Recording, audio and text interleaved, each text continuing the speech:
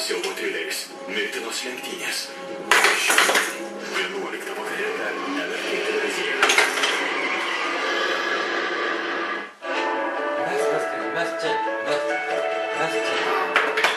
Esi šaunus moksleivis, tiki savimi, tu gali tapti Taip pat vėl įmesk, primink jiem. Geriausias ir dalyvauk Maksimos konkurse. Gal tai sportas, mokslas, muzika, gal kūryba ir menas, o gal tu aktyvus visuomeninėje veikloje.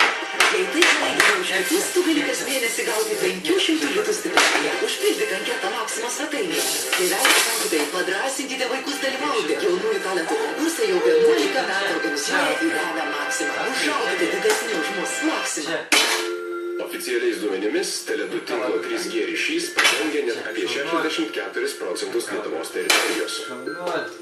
Ko gero dėl to Tele2 pasitikė jau daugiau kaip 24,000 Lietuvos įmonių. Tele2 Operos ir baleto teatras skelbia naują abonementų akciją visam sezonui 5+. Nuolaidos bilietams iki 30%. A 5+ tikrai pradžiugins jūs.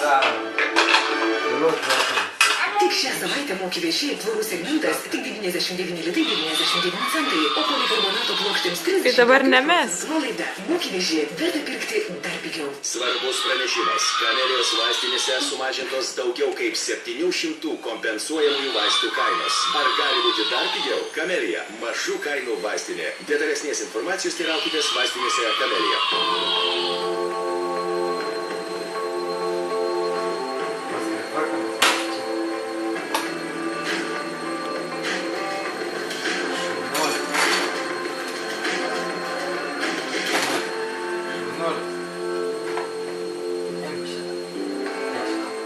Birželio 12-15 dienomis Klaipėdoje. Šiaurės ir Baltijos šalių šiuolaikinio šokio tinklo Fredje suvažiavimas. Konferencija, diskusijos, šokio programa.